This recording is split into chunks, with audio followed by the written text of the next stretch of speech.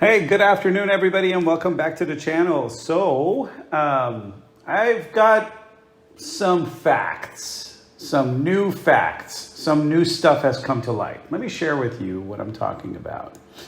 If you watched my two previous videos, I showed you a downward trend on 992 GT3 prices because I've been pretty obsessed with this car for a while.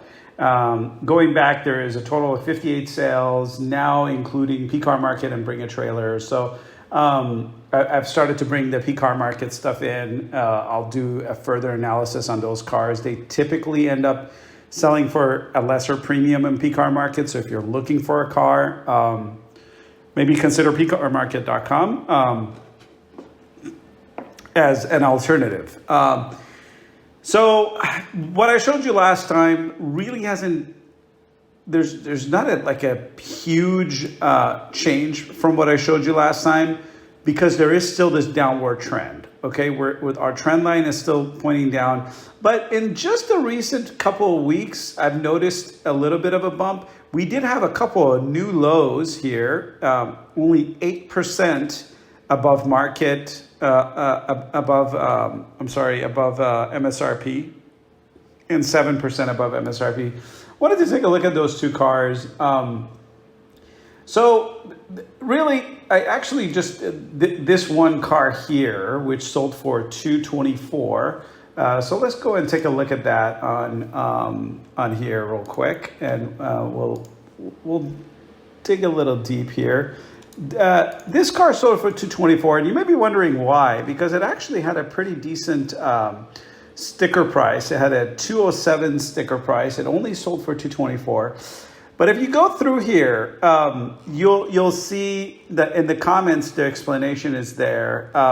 This car was tracked quite a few times, and there was at least one time when it went off a track, and the person didn't bother just cleaning that up and repairing it. And I think that was kind of the reason.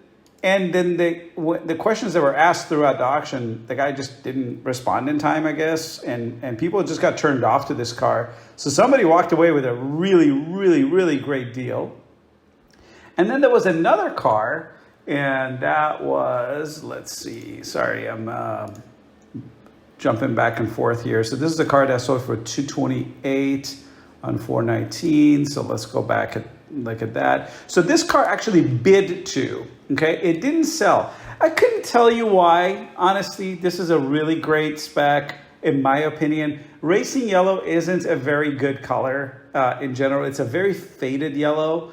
The other yellow, I forget what it's called right now, you guys know, is kind of the better color. This car wasn't photographed all that well, but it did have a really high sticker price. It had a $212,800 sticker price, and it was a 2023. That's a key thing to remember here. It was a 2023 with this sticker price. So what does that mean? And here's where I really want to kind of talk to you about something I think I've been really wrong about the 911 GT3. So I got to fess up to you guys. A lot of people kind of said that the downward trend isn't going to last and we're not going to hit sticker prices. We've come very close to it now. We're 8% above with this car that had a little bit of track, stuff. It was a clean Carfax, one owner car, really, these cars are meant to be tracked. That shouldn't be that big of a deal. I've seen ones that have been in an accident go for more than that in the past 3 months. So, there is still a downward trend, but let me tell you one thing that I hadn't, I'll go over two things I hadn't considered. One is a new thing that I'm starting to track with these cars, and I may go back and look at this. So the PTS cars, if you're not familiar with the term PTS, you probably haven't been around the Porsche market very long. PTS is paint to sample. That means that so why is a PTS car more special? Okay, because this is really somebody else's taste. They went and picked a color. They spec'd a car that way. Now, it may not be your thing. Like if you were to pick a color, you may not pick the same thing. So why is it so special? To be honest, I don't really get it. I wouldn't pay extra for a PTS car myself, but I see that a lot of people do. So it is something important, and it is something you should be paying attention to. Okay, there's a lot of PTS cars with horrible colors that I absolutely hate. I saw one at the Concourse event, and really cool car. It was spec excellent. I just didn't like the color. Okay, so I wouldn't have bought that car even if it was at market. So. But here's the thing you don't know about PTS. You may not know about PTS. It's not just that you're willing to pay more and that you've got an allocation to buy a car. You have to get an allocation to get a PTS car. So it's like a further allocation, okay?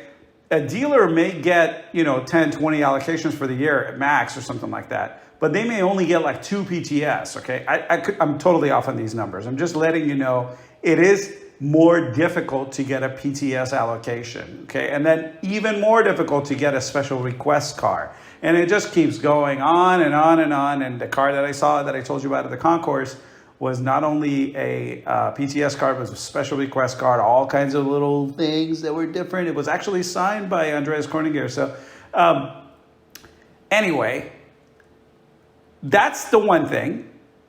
But a bigger thing that I've been missing, and you're probably not really thinking about this either, is the prices that I've got listed in this column. These are MSRP prices based off the Moroni sticker, but these are 2022 sticker prices. Okay, of course, these were 2022 cars. But you notice this 2023 car up here that I showed you just a moment ago, this one, that didn't end up selling, okay? I'm sorry, it did end up selling, but it sold, this one sold for 3% over, and then there was another 2023 car here. This is the one I was talking about. This one didn't sell, and it was only 7% over, and it didn't sell. So you wonder why. I mean, it had a really high MSRP. Well, the thing that I haven't been thinking too much about is that Porsche raised prices on the GT3 by over $20,000. So not only did the base MSRP of the car go from 161 to, I believe, like 181, but also the price of some of the options have increased. And there's other things now that are making the car a lot more expensive. So if you think you're going to see MSRP prices on 2022 cars, you got to compare to the same car in 2023, and that ain't going to be pretty. So to highlight that, I have chosen a special car here. This car, okay, is a really well-spec'd car, sold in California just about a week or so ago. It sold for 14% over MSRP, which is actually a screaming deal, okay? If you don't count this 8% one, that is a screaming deal. And again, this 8% one had some issues. So this is a clean Carfax car, clean car, very well optioned with the 2022 sticker price of $212,900, and it's not a paint to sample car. That means it was a very well optioned car. As you can see, most of these cars don't hit that number. Some of them do, but they're PTS, okay? And PTS costs a lot of money. But most of these other cars, they're in the high 100s or very low 200s. So, and I'll tell you in a minute, I got a reason why I'm talking about this specific car. And let me show you a photo of this car. This is the car. I love this spec. I think that it's one of the sexiest specs there is. It's the black with neodyne wheels and this Porsche logo on the side. It's not something I would expect the Porsche logo myself because I wouldn't have thought it would look so good, but it looks amazing. As you can see, this car just looks great from every angle. And I thought, okay, why don't I like this car a lot. This is the car I would probably spec exactly as is. In fact, this car is actually spec'd with black PCCB, which is my favorite PCCB. And it's also spec'd with PDK and 18-way seats. So I thought, hey, why don't I go to Porsche.com and spec the exact same car, okay? So over here, I've got the Maroni for this car exactly as spec'd, okay? So here we go. Let's go through it real quick. Jet black metallic, leather race tack with GT silver. It has deviated color stitching, and then extended range fuel tank, PCCP calipers in high black, in high gloss black. The steering wheel and gear lever in black leather, painted wheels in satin neodyme, which I absolutely love. Dashboard with deviated stitching, rear side panel deviated stitching, center console lid with deviated stitching, knee pad, door panel with deviated stitching. So all this deviated stitching nonsense. Front axle lift, carbon fiber roof, extended dashboard and door panel in leather, exterior mirror upper trim in carbon fiber, deviated stitching in interior package, which is a pretty expensive package, $3,650. Park assist, LED matrix headlights, PDLS plus, chrono package, exclusive design headlights, both surround sound, Porsche logo on the side there, and the extended leather package, auto dimming, pedal and footrest in aluminum, adaptive sports seat plus 18-way seats. You got the ambient lighting and traffic sign detection and whatnot. Now, I went and spec'd the same car today, okay? I spec'd the same car, and actually reading those options, I did miss a couple of things. I missed some of the extended leather option, apparently, and I don't see the option for the aluminum pedals anymore on here, so I can't add it, unfortunately. And I also, here's the exclusive design headlight, tail lights. So let's add that in. I don't believe the aluminum pedals are available to configure anymore. Okay, so guess what? That same car, okay, this is ridiculous. That same car was $212,000. Right? Including the gas guzzler tax and delivery and processing handling fee, which I'm not even sure this includes. It might. I don't know if this includes that. But now it's over $22,000 more, basically $22,000 more. And that's not even including a couple of the extended leather options I told you about. And it doesn't include the aluminum pedals. So that's what I hadn't been considering. I have been wrong. I mean, this is the car. That's the car right there. Same, right? There's nothing that's different between these two cars. And it's $22,000 more. So if you think the prices are dropping, you're right. But are they going to hit MSRP? And I thought they would. I just think that there's going to be too much pressure from the pricing that's coming from Porsche and the increase in demand and whatnot. Now, there's one more factor that I've just discovered this past couple of weeks.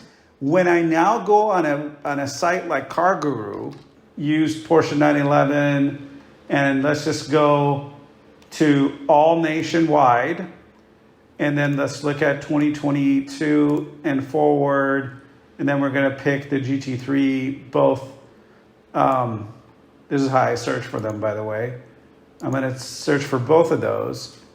You'll notice that there's only 109 cars for sale. And if you take out this car with an accident, I guess that's just one car.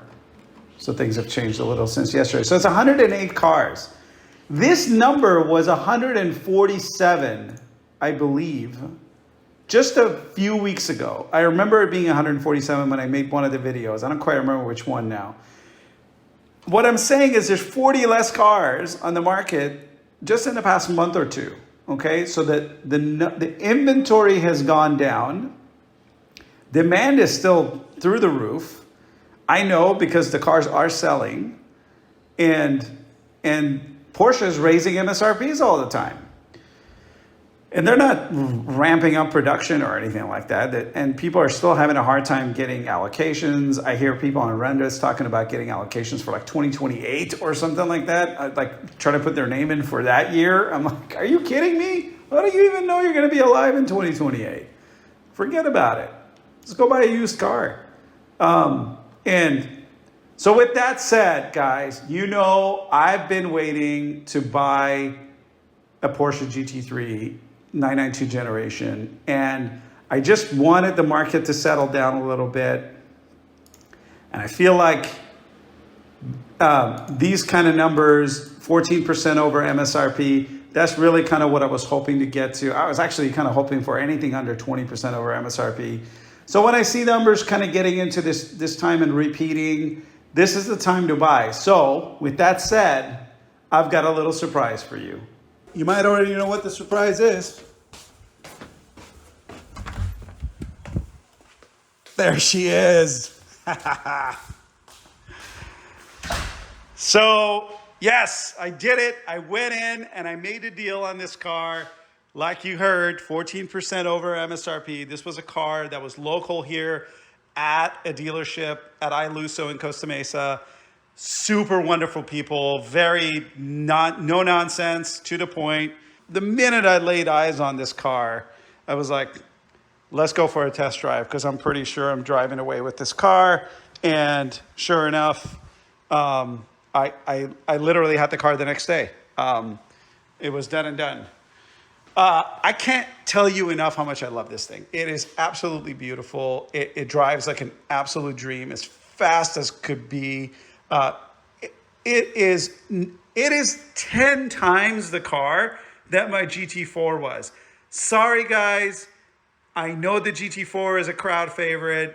This car right here is insane. It is leaps and bounds past what that car is. And a lot of that is because of the PDK, because the PDK is phenomenal. I will never consider buying a GT Porsche in manual. I've driven them, I like them, but if I want to buy a manual car, I'm going to buy an older Porsche that doesn't have, 500 horsepower. Okay, because the problem I have with these high horsepower manual Porsches is you never get to leave second gear. It's a pain in the ass. And you're always like total blue balls, just kidding. It's like, oh, I want more than 9,000. You can't have it. You can't have it because the minute you shift into third, that's it. Now, that's not too far of a story from this car, but at least I don't have to be like shifting from 1 to 2 the whole time. And, I can drive the heck out of this car without having to worry about it. So let's take a look inside and see what we've got here. So these are the 18-way seats. And again, I'll probably get a lot of flack from you guys for getting these seats. But remember, this is how I would have optioned this car, because I've got the back issues. And this, honestly, these seats are super comfortable. I drove... the other day I went to the Porsche Experience Center and back, never even parked the car because the crowd was insane at the anniversary event. So I just turned around and came back. And then I took a detour. In all, I was driving about an hour and 45 minutes. No problem at all. I mean, seriously, in my GT4, with those carbon buckets, 20 minutes is all I could do. So all day long, I would option these seats 100 times over again. I'm not planning to sell this car. I could care less about the resale value right now. Of course, I care about that, but it isn't why I'm going to buy the car. I want to buy the car to enjoy it. And then that PDK, here we go. This is, first of all, the nicest automatic shift gear ever. Absolutely priceless. Love it. I love the way it looks. I love how it looks like a manual. And yeah, what do you think? What do you think of this spec? It is perfect. Carbon roof, carbon mirror caps. It's got the lift, and the Bose actually sounds phenomenal in this car. In my GT4, the Bose system sounded like crap. In this car, it sounds really, really good. And I know some of you still will think that, you know, this system sounds crap too, but I think it looks and sounds awesome. PCCBs in black. This is the way to spec them on a black car. And I absolutely would have spec'd it exactly the same way. Love the color of these Neodyne wheels. The car is super dirty, by the way. It got rained on. And this decal on the side, I personally would have probably thought that that wouldn't have looked cool. But honestly, like the minute I saw it, I'm like, oh, it works so well in the same color as the wheels, and it's perfect. The PDLS Plus, this is another thing I probably wouldn't have optioned myself because I just don't want to pay that kind of premium for headlights that don't do anything special over just regular headlights. They're super cool though. Like there's a lot going on in there. But guys, I did it. I got the GT3. We'll go for a driving video next time. I want to kind of talk to you about the driving dynamics of this car and how amazing it is and how well it drives. But I'm probably not going to tell you anything you don't already know because there's thousands of other videos that have covered all that. It's just phenomenal. It's easily the best car I've ever driven. And what's funny about it is I went and test drove this car at the Porsche Experience Center. I paid a boatload of money just to go drive it around the track. And I was kind of underwhelmed by it there because honestly, you just can't open it up on that tiny little track. You just can't. This car is actually more raw than you would think. It's very well poised and very civil when you want it to be. But man, you put it in track mode, put it in manual mode, and turn on that sport exhaust, and it is a hooligan. It'll come loose on you, and it will do hard shifts. It will do all of that. And it's all about that 9,000 RPM. I am so addicted to the sound. I'm so addicted to all of it. You hear it all next time when we go on that drive. It is absolutely phenomenal. Tell me know what you think of the spec, guys. And tell me what you think about my ideas around that price trend. I think that the prices are going to level off here. I don't know if we're going to hit 2022 MSRPs or try to go below them. You may find a deal here and there on cars that have little problems here and there. But if you want a perfect car like this, has a clean record, very low miles. Oh, by the way, this had 2,900 miles on it when I got it. And it also had PPF. Oh, I didn't tell you that. It had PPF. So when you compare this to the cars that you find on Bring a Trailer, I didn't have to pay the $5,000 fee for the Bring a Trailer. I also didn't have to pay for shipping it here because it was already local. I didn't have to pay for PPF. So right there, I feel like I'm actually technically kind of right at about MSRP. Those things are very expensive. So yeah, I feel good about it. So yeah, let me know what you think. I'll see you on the next one. Click that subscribe button to see the mods that I'm going to do to this car, the installs of those, and the driving video. Look forward to hearing your comments, and I look forward to that subscribe. See you next time.